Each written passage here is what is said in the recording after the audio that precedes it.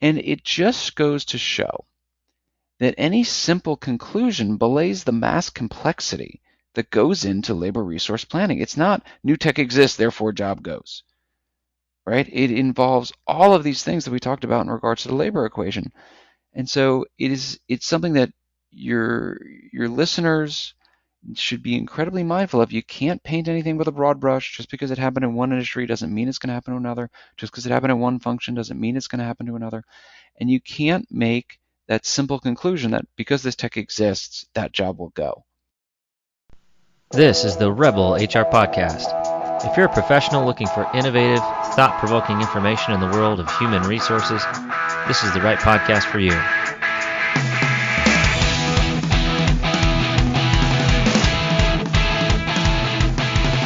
Rebel on, HR Rebels. All right, Rebel HR listeners, I'm extremely excited to have our guest Jeff Wald on today. Jeff is the best-selling author of 2 books, including The End of Jobs, The Rise of On-Demand Workers and Agile Corporations. Jeff is the founder of Work Market, which was purchased by ADP in 2018. Several other technology companies, including Spinback, a social sharing platform. He's also an angel investor, a startup investor, and is on numerous public and private boards of directors. And I would be remiss if I didn't also mention that in his past, he was also a auxiliary police officer. So maybe we can explore that a little bit. But welcome to the show, Jeff. Thank you so much for having me. It's great to be here. Absolutely. And I'm really excited about today's conversation because we're going to be talking all about the future of work. And Jeff recently announced a $10 million Future of Work prize. And I just maybe we can start with just tell me a little bit about what that project is and what your perspective is on the future of work. Sure. Well, let's stay on the project for a hot second, which is I came up with this idea because writing a book is really hard and it sucks. It just sucks. It's like it took me 7 years to write this thing. And now look, part of that was because I was building a company and, we were growing the business and blah, blah, blah, blah, blah. And I finally got the space to finish it when we sold the company to ADP. But I still only was able to get like 140 pages out. And I came up with the idea to ask some of the men and women that I had the pleasure of interviewing, that I had the pleasure of meeting during my time at Work Market, during my time at ADP.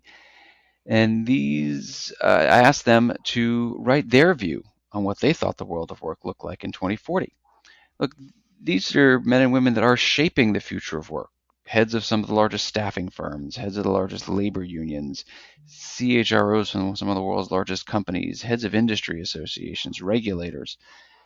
What do they see when they peer into their crystal ball? Because each one of them has a very different framework, has a very different lens through which they're looking. And so the idea of getting all these different perspectives made the book much more interesting to me and certainly much easier to finish because, you had to Tom Sawyer it and you get a bunch of other people to do the work. And so as I was thinking about how to create a dynamic that incentivized them, I am currently an advisor to the X Prize, and I thought I'd borrow a page from the X Prize and put up a $10 million prize for whoever is the most correct in 2040. And so I am so honored, the people that agreed to do it, and we had a lot more submissions than the 20 that are in the book. I pared it down to the top 20, and they're phenomenal. It makes the book much more enjoyable to read. Absolutely. Genius. I love that. Tom Sawyer it. So as you're walking through, the collective brain trust of a number of experts, are there any common themes that have presented themselves or that really spoke to you as intriguing? So what's interesting is that there is not a lot of overlap in their prediction sets. We have some people that have a very dystopian future in 2040. Workers are getting screwed and it's a bad scene. We have some writers that are very utopian. The world's a wonderful place, free from want. robots and AI are performing all of our mundane tasks, and humanity is focused on leisure and art and science and love and family, and it's a wonderful world.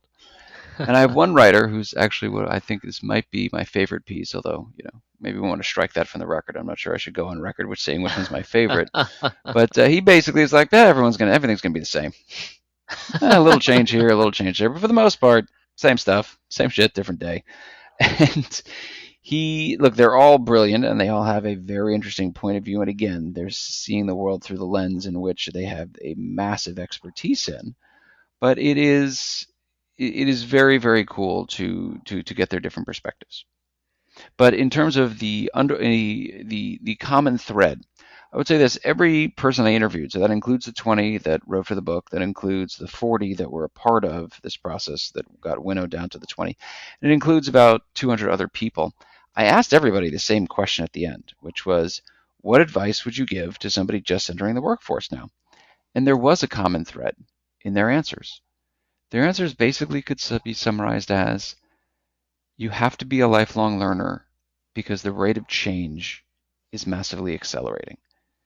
And I will tell you, lifelong learner is one of those terms people are like, oh, lifelong learner, it's being said too much. I would say we are not nearly saying it enough. People need to be a lifelong learner. The data is clear around the time compression on how quickly a skill becomes non-monetizable. And if you are not constantly learning the new skills, the new technologies, the new processes in your function, you have about 4 years before you start to really be put behind. Interesting. Yeah, totally overused term. A lot of buzzword in lifelong learner, but very, I mean, very appropriate. Look at this last year.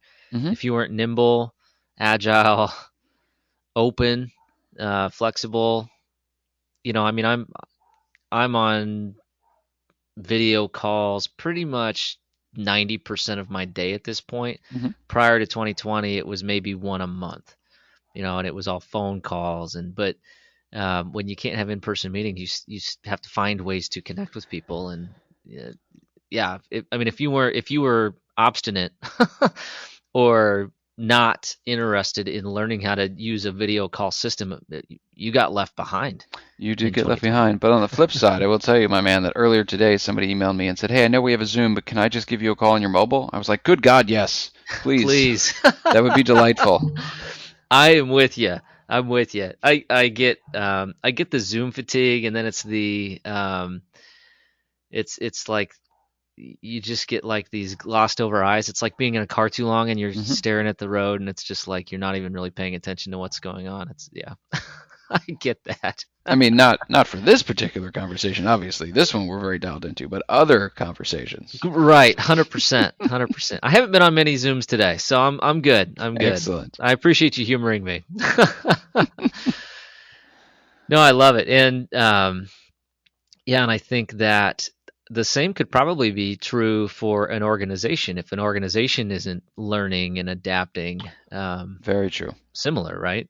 Very true. And look, and a great example of that are organizations embracing of remote work. So if you don't mind, when we do a quick dive here on remote work? Let's do it. Yep. So, well, I should say that the basis of the book is, let's look at history, let's look at data, let's think about how companies actually engage workers, and let's use that evidence set in order to make predictions about the future of work. Because I get very frustrated with people making predictions that have no basis in evidence. I appreciate they like to hear themselves talk, but I like to tell them to back up what they're saying. So, therefore, let's talk about remote work and let's look at history and data. 10 years ago, 1.5% of the US workforce worked remotely. Now, remote work has a very specific definition. It means more than 50% of the time you're not in that office. And so if you are not in that office, but up to 50% of the time, so you're there 60% of the time or 70% of the time, you have a flexible work arrangement, but you're not considered a remote worker. Hmm. The remote work market grew by 100% from 2010 to 2020, doubled, which is very unusual in the world of labor statistics. Only happens when there is a new technology enabling it, as Zoom and WebEx and all these other things, as well as Asana and Basecamp and all the project management softwares, those two technologies enabled more remote work. And it also only happens when you start with a very small base, as we do with the 1.5%. So we Hmm. got to 3%, but there were impediments, and some of those impediments were mindset driven, to your point, around organizations having to evolve. So the two impediments: first, mindset. And we all know that boss or that organization that says, yeah, I don't care. All the studies say that remote workers are happier, they're healthier, they're more productive, they're more engaged, they have higher retention rates. I don't care about all that. I think productivity happens when people are present. I think magic happens in the office. And that mindset would be an example, to your point, around organizations not being flexible and enabling the new processes and new technologies. The second impediment were policies, procedures, and infrastructure. It's one thing to say, okay, yeah, you can work remotely. It's another to make sure that you can access all the company's systems outside the four walls. If you tell me I can work remote, but I can't access anything, then did you really enable remote work? No. If you tell me I can work remote, but I have to remind everybody I'm not there, and therefore they have to put in a Zoom or some other option for every single meeting, then have you really enabled remote work? No, you're making me really struggle to become a part of the process. And clearly in March of 2020, both of those things had to change. Mindset had to change, policies, procedures, and infrastructure had to be put in place. And so at the height of the pandemic, we had 40% of the US workforce working remote. It's important to remember, by the way, that 42% is the natural limit in the US economy. Because Hmm. clearly people in manufacturing and transportation and logistics, in a lot of retail and entertainment, and a host of other industries can't work remotely. So 42% is the natural limit, and we were at 40%. Hmm. And then the big question is, where are we going to be in the, God willing, soon post COVID world? And the answer seems to be around 8%, meaning organizations are starting to move. And 8%, again, is remote work, flexible work arrangements, 32 to 33%. Hmm. And so, again, remembering that 42% is the natural limit. So huge percentages, 25% or 20% for remote work, and upwards of 75% for flexible work arrangements of the people that can do these things. Those are examples of organizations starting to adjust, because what remote work used to be was a pull function. It was the employee asking to do it and the employer mostly saying no. And now we're starting to see it become a push function as employers say, wow, I can get more productivity. I can get higher engagement. I can open up my labor clouds to entirely new talent pools. Hmm. I can get the benefits of all of the productivity and happiness and all those other things.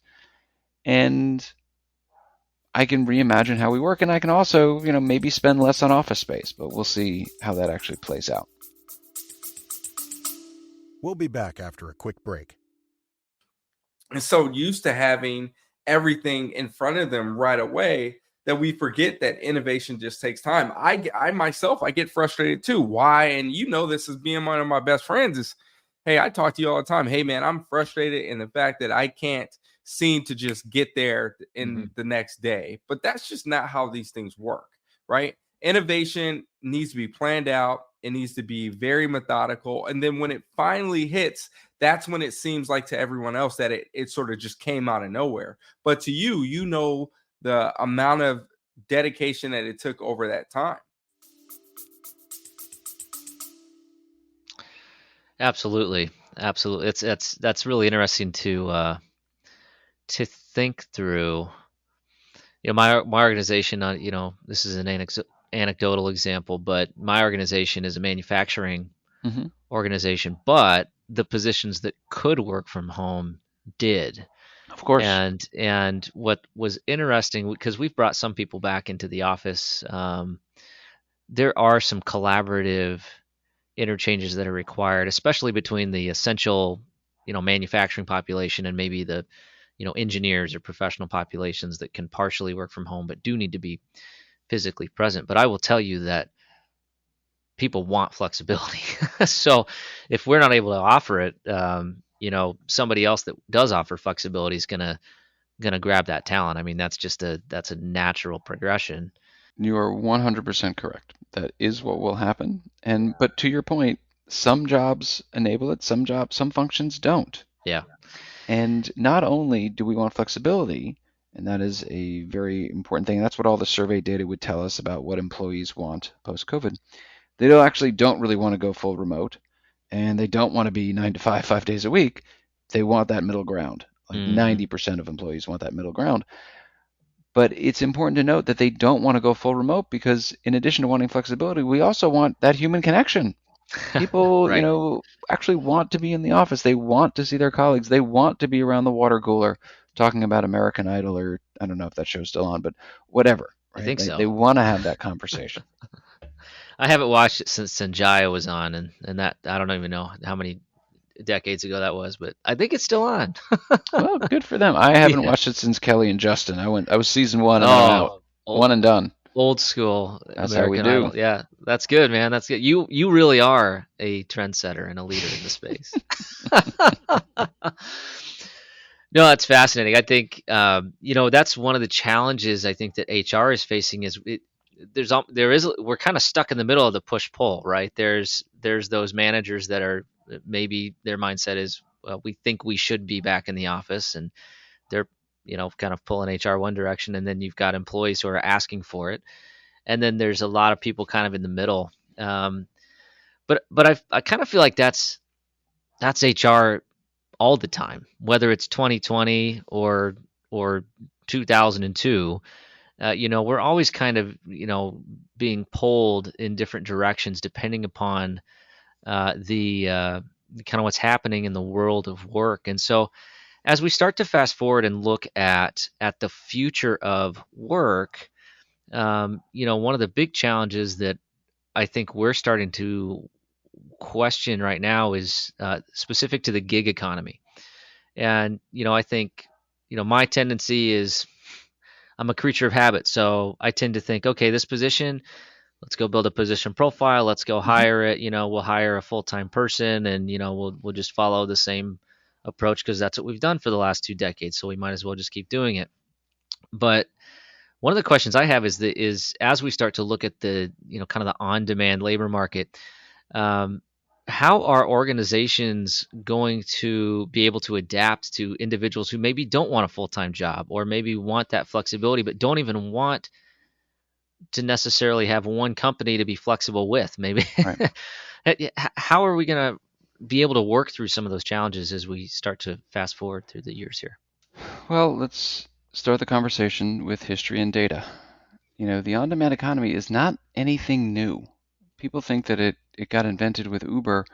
On-demand has been here for generations, and it has been a very large part of the labor force for generations. Dating back to, well, freelancers have been around since the beginning of the job functions, or a couple hundred years, but the temp market started with Hmm. Kelly girls after the Second World War. And so this has been a very important part, and it's been about 25% of the labor force for a very, very long time. Hmm. Now, in 2010, for some reason, everybody started saying, okay, but by 2020, it's going to be 50%. And that was one of those predictions that I was like, oh man, I got to write a book because that's just that doesn't make any sense. Like that's a bad prediction. It's not based on evidence, and yet everybody keeps saying it. And what people were saying or seeing in from data from 2009 to 2010 was the growth in the on-demand economy in that 1 year from '09 to '10, from '09 to 10. And they just started extrapolating and said, well, if it continues to grow at that rate, you're like, okay, but economies move in cycles, and you're looking at one point in the economic cycle where there's always expansion. As people come out of recession, on-demand economy always increases, and yet everybody took it and just ran with it. Look, there are certain, and so what we did see, by the way, from 2010 to 2020 was the on-demand economy increased from 25% of the labor force to about 28%. That's Whoa, slow down. ballpark what happened, right? That is, Yep. and look, it's hard to find data on this because we have survey data from our friends at Upwork, we have survey data from our friends at MBO Partners, we have survey data from the unbelievable experts at the Bureau of Labor Statistics. But the ADP Research Institute, which I had the pleasure of working with as they put together a gig economy report, used not only survey data, but the data from ADP's vast data lakes in order to be able to put together a view as to what really happened over the last 10 years. And so theirs is the report I kind of tend to double click on, but my view is always informed by the other data sources. And so, look, we saw a 3% market share gain. That's nothing to sneeze at. Over a 10-year period, that's a substantive move in the labor markets. And that was ballpark the most intelligent prediction one would have made. That's what a thoughtful prediction would have been in 2010. Now that we sit in 2020, you know what everybody's saying? Oh, by 2030, it's 50%. You're like, you don't get to do that. There are certain job functions and there are certain industries that lend themselves very well to an on-demand labor construct because the work can be disaggregated, it can be broken into tasks, it can be done by on-demand labor, and it can be reaggregated and delivered to a client. And there are certain industries and certain functions where it just will never work, either from a business process standpoint or from a regulatory standpoint. And so the idea that there's going to be this huge growth in the on-demand economy is insane. It will never happen unless there are fundamental changes to business processes and fundamental changes to the regulatory environment in the United States, neither of which are coming in the near term definitively, like those will not happen in the near term. And so I would argue, based on my research, that if we looked at every single job that where the business process allowed it and the regulatory environment allowed it, your absolute peak is about 40%. Absolute peak. And I don't think we get anywhere close to that peak anytime soon. And so will the on-demand labor market continue its slow and steady growth? Yeah, I think so.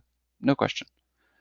But I will tell you this, I have never been in the meeting, and I've been in thousands of these meetings, where a CEO has said, you know what, I want to convert all my W-2 workers to 1099s. And Jeff, I need your software to do that. Because our software was the piece of software that enabled companies to do it. That's what WorkMarket was.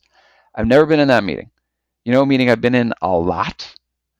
I've been in we use a lot of 1099s, but we're getting really nervous about the regulatory environment, and I think we're going to stop using 1099s. Our lawyers and procurement and HR are pushing us to just use full-time workers and part-time workers, part-time W-2s, and so I think that's what we're going to do. That meeting I've been in a few hundred times. Sure.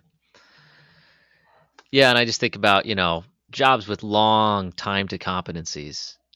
It just doesn't make sense to invest heavily in training somebody who is potentially able to pick up an app and go work somewhere else and waste all that training energy, right? I mean, it doesn't make sense. So you are 100% correct. I will tell you a little anecdote is that as I was writing the book, I started to put together what I call the labor equation.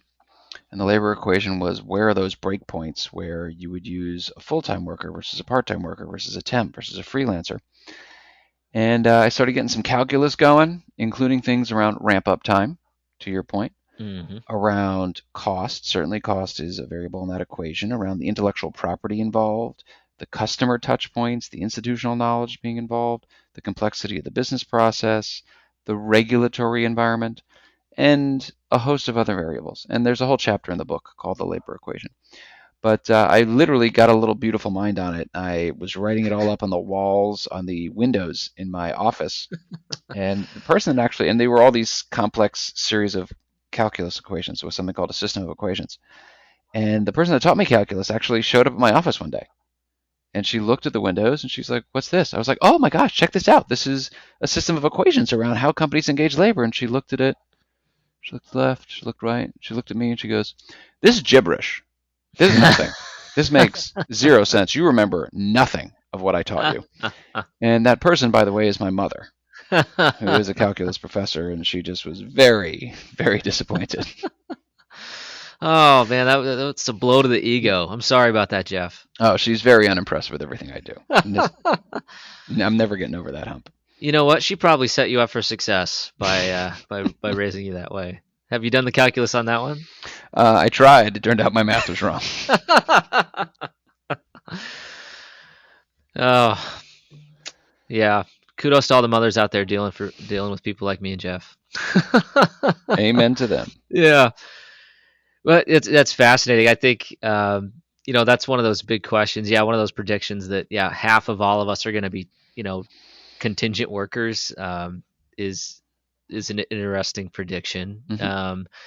I do think it's been interesting just in my world, in the world of manufacturing. We have seen a heavy increase in leveraging contingent, temporary Hmm. staff to eliminate some of the churn on the selection side of the business, where it's almost like the approach is, let's test drive this employee and see if they're the right fit.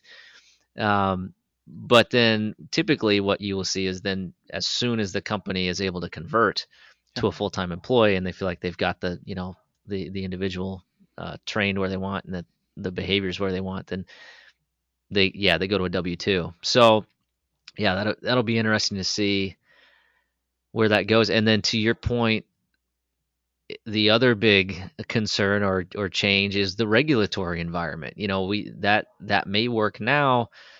Depending on what this administration does, it may not work tomorrow. So very true. got to be nimble. So all right, so let's keep going with this trend, because I'm fascinated to hear more about this research. So I think the other prediction is our jobs are going to be taken by robots. So am I going to be replaced with an HR robot? I will tell you, HR is one of the many, many functions that I think has very limited risk Good. to displacement. So, love the framing of your question. The headlines that you hear are 50% of jobs are going to be lost to robots and AI. That's the headlines that make their way. And part of that is not poor analysis, because the studies that are referenced, McKinsey and PricewaterhouseCoopers and Oxford University, and that's not what those studies say. And so that's not bad analysis. That is social media driven headlines, because the headline of the report is 50% of jobs susceptible to automation. You can be susceptible to automation all day long. It doesn't mean the job's displaced. The job of waiter and waitress is susceptible to automation, right? I don't need someone to hand me a piece of paper with what's on the menu. I don't need them to give me the recommendations. AI can do that. I don't need them to tell me what wine goes with that. AI can do that. I don't need them to write down what I want. I can click a bunch of things and it can be sent into the kitchen. I don't need them to do anything except physically move food from one place to another, which, quite frankly, a little robot could do. All that technology exists. Hmm. But do I think that job's at a high degree of probability of being removed? No, because it's not that simple. Just because a tech exists doesn't mean a job gets displaced. Hmm. So even though waiters and waitresses are very high on the list of jobs susceptible to automation, as consumers, we don't want that experience. And so even though the tech has existed for 10 years to displace every waiter and waitress, we have seen little to no job displacement due to technology. So it's important to look at history, data, and how companies engage workers. And we can go through examples from the ATM, we can go through examples in the truck driving industry, which I've done very deep dives on both. But the point is, when we have an industrial revolution, and this is our fourth industrial revolution, mechanization was the first, electrification the second, computerization the third. Each time we go through these three phases where there's the freak out phase. And the freak out phase is, oh my gosh, the spinning jenny and the weaving loom and the cotton gin exist and there'll be no jobs anywhere. Okay. And then we get to that second phase, which is the phase of economic and societal disruption, because jobs are lost, and they're lost in mass. And they're not lost overly quickly in the first three industrial revolutions. They will be lost relatively quickly in this one. But you have actually a lot of dislocation that occurs. And then you very quickly get into that third phase. And that third phase is more jobs are created, either in the industries where jobs were displaced because they massively increased the amount of productivity and therefore more units are needed, and therefore even though the number of jobs per unit is decreased, the number of units increases, therefore the number of jobs decreases, or in other industries, and yada yada yada. And we right now are in that second phase of the fourth industrial revolution. We just passed the freak out phase because Hmm. we all freaked out about it. Now we're in that economic dislocation phase, and jobs are starting to disappear. But when you look historically, there are three things that are very, very clear, almost uninterrupted trends in the world of work. One is there are ever more jobs. Just when you look at the number of jobs on the planet, it just keeps going up. Number two, the number of hours that people work keep going down, almost uninterrupted since the beginning of the word job, which is about a 200-year-old institution. And number three is increasing standards of living, almost uninterrupted. Just we keep having higher and higher standards of living while we work fewer and fewer hours. Those things are uninterrupted. And so to think that it's going to be different this time, might it be? Sure. But it just seems unlikely. I don't know the case in which it becomes that true dystopian future. And if I can jump in on the ATMs, if I could double click on that, is that okay? Sure. So the ATM is an example we talk about in the book. The ATM was invented in 1969, but it took 25 years, 1995, till the ATM appeared in every single bank branch. So again, just because the tech exists doesn't mean that it's ready to take the job. The ATM doesn't disguise what it wants to be, right? It's called an automated teller machine. It's a machine that is automating the job of the teller. It is very clear what it is in its name. At the time, 1995, where the ATM appeared in every single bank branch, there were 500,000 bank tellers in the United States of America. What do you think everyone predicted in 1995 about the bank teller job? Gone. Gone, right? Just gone. No more bank tellers. All the bank tellers are gone. How many bank tellers do you think there are in the United States today? Ooh. Oh, you didn't know I was going to ask you questions. No, yeah, now, now my beautiful mind calculus is going away. I'm gonna go 300,000. There are 600,000 bank tellers in the United States today. I was And halfway there. here's the thing. Well, your guess was better than most. I'll say that. The number, when you look at, and this is what one needs to do when you think about a job function. There are 704 basic different job functions. And when we look at the component tasks of each job function, we need to understand how many of those component tasks are repetitive high-volume processes. If 100% of the task is a competitive high-volume process, then unless there's some other variable like the customer service environment or things like that, like our waiter and waitress example, that job historically is fully lost. All people that work in that function are eliminated over time. 100% of the component tasks. As you start moving away from 100%, you start to see the job losses start to move almost in tandem as you decrease. We go from 100% repetitive high volume tasks to 100% job loss down to 75% and 75%.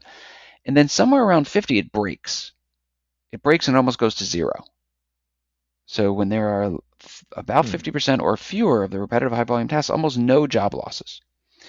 And so when we have that 50 to 75%, we see that somewhat geometric relationship of it decreasing. But when we look at the bank teller, about 60% of the bank teller job was that repetitive high volume task of giving out cash and taking in cash. And so that would lead us to believe that somewhere around 50%, maybe 60% of bank teller jobs will go. And interestingly, that's kind of actually what happened, is that the average number of tellers per branch went from 21 down to 13. But the number of bank branches in the United States nearly doubled because of banking deregulation.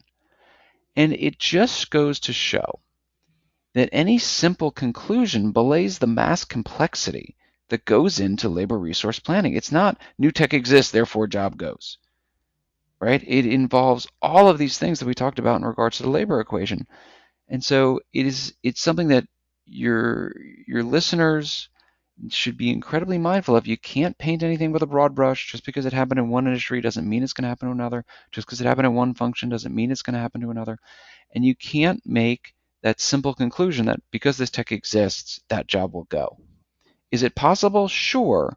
But you need to really use those critical thinking skills and really look at the data, really look at history, and then you can make an assessment as to what may happen in the near term and in the medium term on jobs in that function, in that industry. Well said.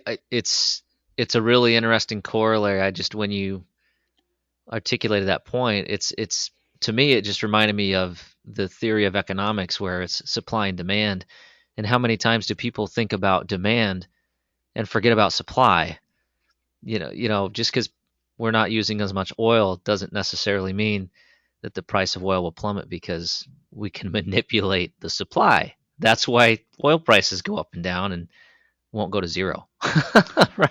I It's a will tell similar you, it idea, right? is fundamental in all of my analysis is that it really comes down to supply and demand. When people look at different job functions and what's happened to workers, at the end of the day, you have this power balance between companies and workers, and there are fewer jobs than there are workers. That's just how things have existed in through all of human history, Right. except in specific job functions, in specific technologies, in specific geographies. Right? If you're a blockchain developer right now or a cybersecurity person, there is a huge supply and demand imbalance in your favor. There are many fewer of you than there are people that want to employ you. And in those circumstances, by the way, we tend to see those workers move to that on demand construct that you referenced earlier of, I don't want to work for one company. I'll do some consulting gigs here, there, and I'll work from the beach. Right. Right. Yeah, and I think it's so important, and it's a great reminder. I mean, I don't know how many times I get into an argument or a heated debate with a hiring manager that thinks, well, we can't pay this because that's higher than we typically pay. And, the argument that we have to make in HR is, well, you may not want to pay it, but the market is dictating that you will, or you won't fill it. That it is an equation, but it's not necessarily 100%. an equation people like. Yeah. Yeah, and I think it's interesting to reflect on that. Very well said. So I'm glad I'm not going to be replaced by a robot. Although I do have a funny story. I do actually have an HR peer who is a robot at work because she works remote, and they literally bought a robot for her to interface with people with through a monitor in Hmm. the office because she couldn't be in the office. This was before COVID. This was This many little years thing ago. like moves around the office and it's Yeah, got a yeah, screen. yeah. Fantastic. It's like a what's that 80s movie with the I Oh, don't remember. Rocky, that was Rocky 4. Yeah, Rocky. It's like the Yep, robot from Rocky with the yep. Hello, monitor of her Polly. head on it. Yep. So cool. Not my company. I can't take credit for that.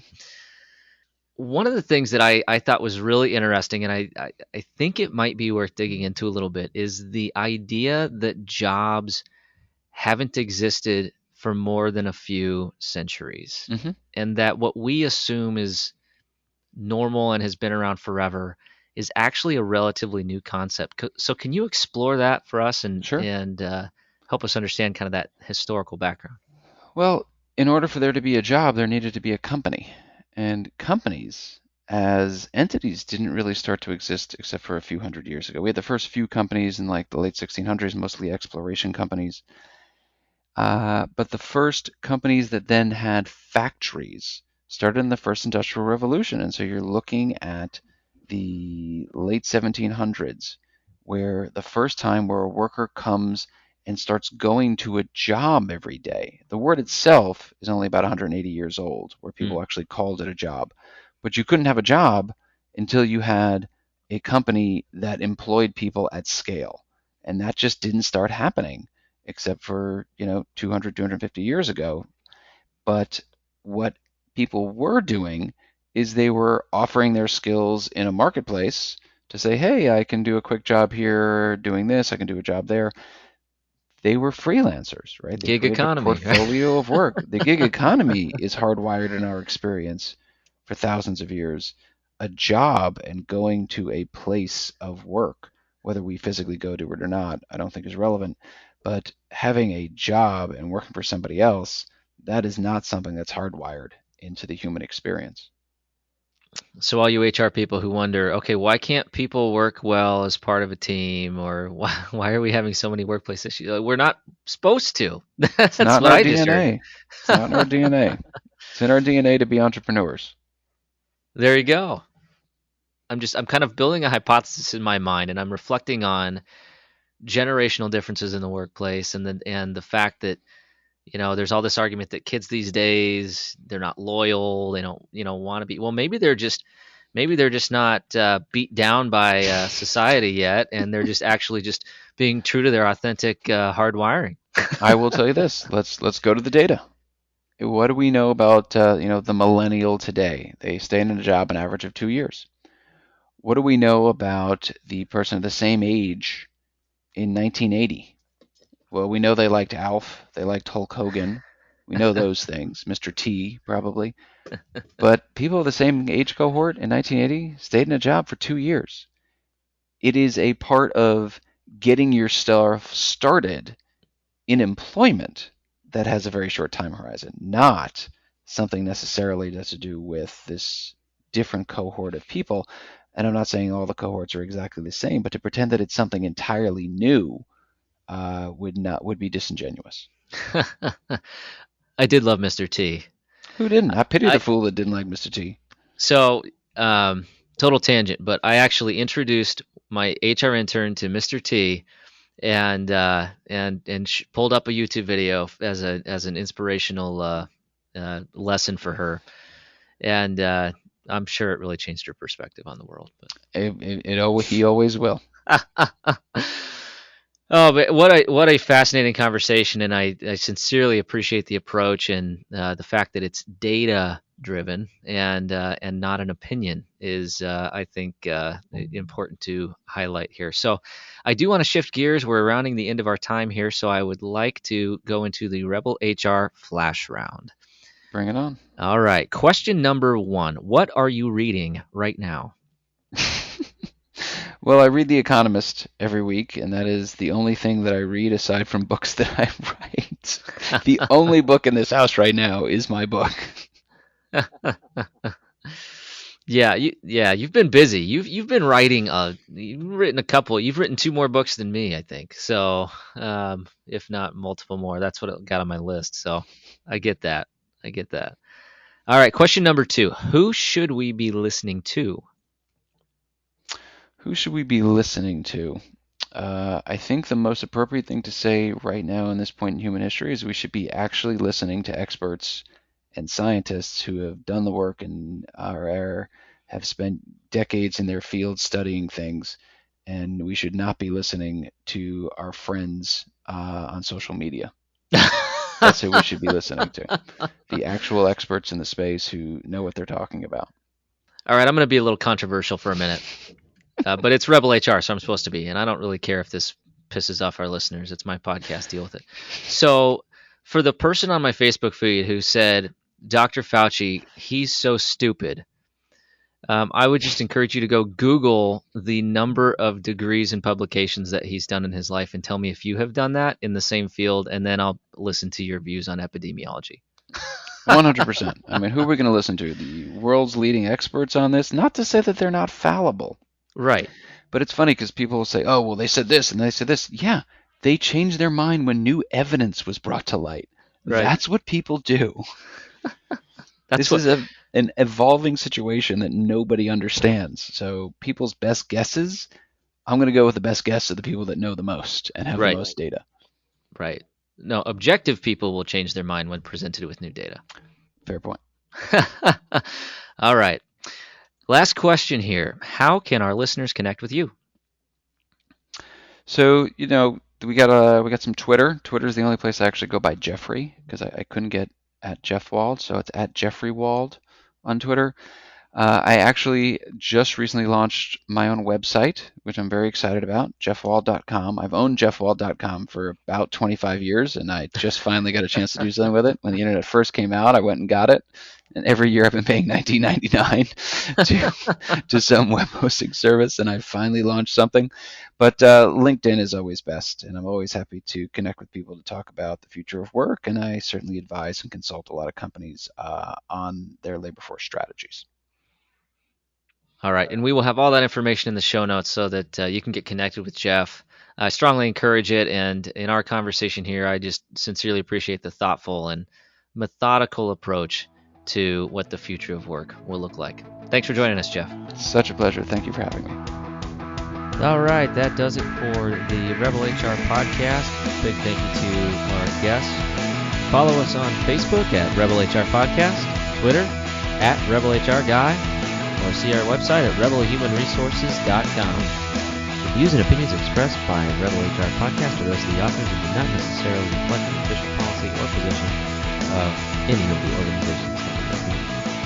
No animals were harmed during the filming of this podcast. Baby.